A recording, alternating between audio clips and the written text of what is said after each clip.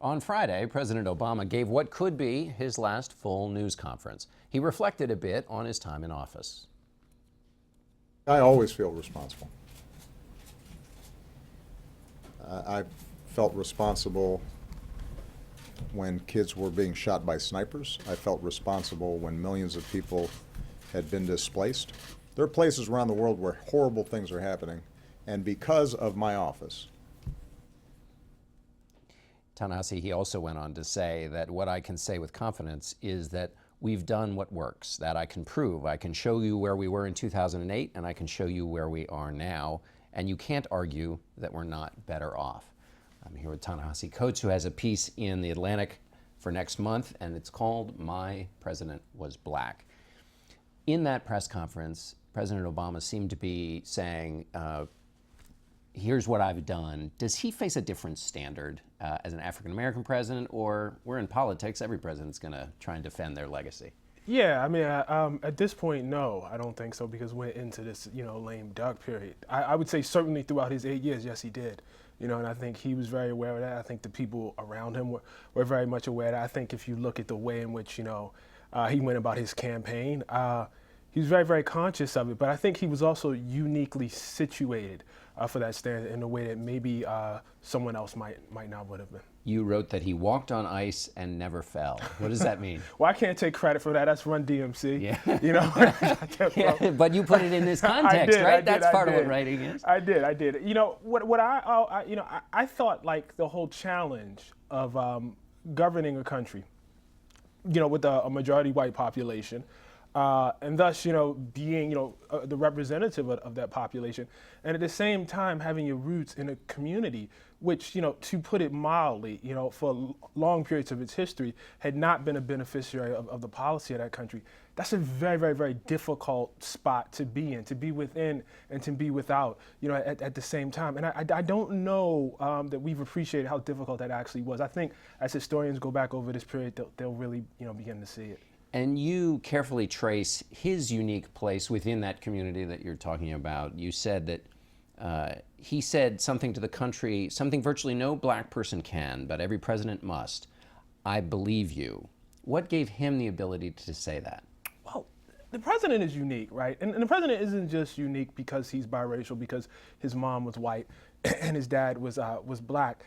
It's the fact that you had that combination, but he grew up far from the fulcrum of Jim Crow in Hawaii. And on top of that, he had a deeply, deeply loving family of white people primarily, his mom and his grandparents, who saw no conflict between that love and affirming the fact that he was black. He told me when I was interviewing him that his mom thought black people, were cool.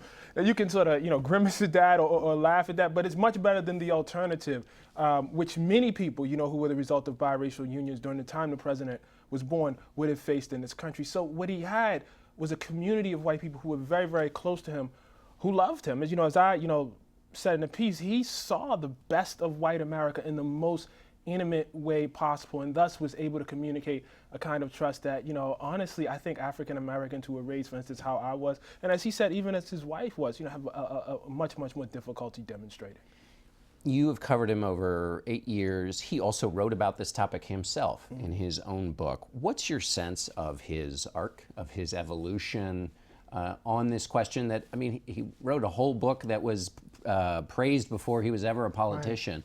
What's your sense of how if he were to write that book about his 8 years, what would the journey be that he sketched, a similar journey in his own book? John, I don't know that he's changed. This is the first time when you raised that I've thought about it. But I think, the book is optimistic. The book does have this kind of, measured tone that the president, always takes. And I don't mean that necessarily in a derisive sort of way, but it's not a particularly strident, book. And so I don't, I think he is who he is. I don't know that he's changed much since that time. He did say to me, that he was shocked by the kind of political opposition that he immediately faced when he came, into power. But did that alter any of his basic sense of American institutions or, the American people? I don't think it did. Well, I was struck in his press conference that he ended on hope, that he went back to saying it was what I spoke about in that 2004 speech. So you have the president saying that, and then you have Michelle Obama saying, we're now in an interview with Oprah, we're now feeling what it feels like, what not having hope feels like. hope was at the center of his campaign. What do you make of all that? And this question of hope, he's still hopeful. Is that necessary for politics? Is it a... Yes, I think it was necessary for him. And just to break this up a little bit, I think like the point you just made goes back to the question you asked me before about what was different and unique. I don't know if, for instance, the president would say, as the First Lady said, that we're now feeling what it is to be like, without notice, the different, a spin, on that. But it also could be that as president, like as a believer of American institutions, he simply doesn't believe it's his role to speak in that sort of fashion. So I think part of it is there's something within him that angles him in that, sort of deeply optimistic way. But at the same time, he also believes that's what the role requires. So it's not, much of an act for him either.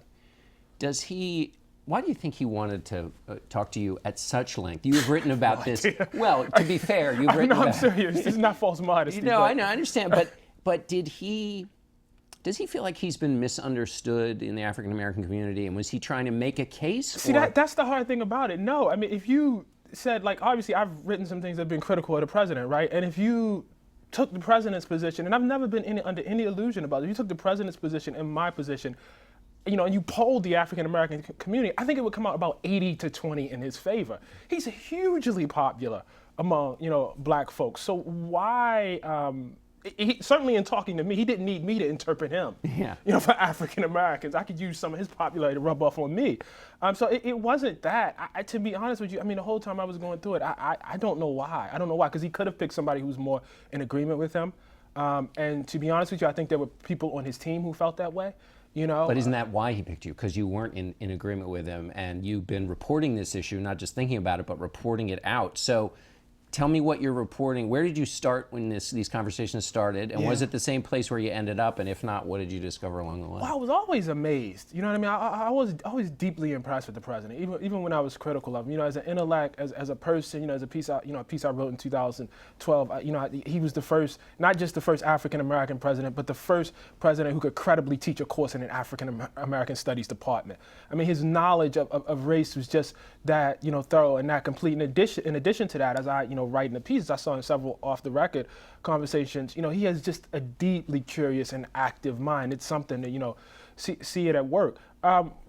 What's difficult to tell when you're writing from a distance, which was most of my stuff until recently, is whether this is sincere or whether it's an act. And, still maintaining, the critiques I've had and I've lost, it's deeply sincere. It is who he is. He is who he is. And I had to come to, I guess, appreciate that someone with my particular politics, with my particular critique of this country, would probably not be president. And I don't even mean me. I mean like somebody with that, angle. So it left you with this deep question: do you want an African American president or not? What does that actually mean? Because it's not going to be on your political terms. So what's the worth of it? All right, Ta-Nehisi Coates, thanks so much for being here. Thank you so much for having me.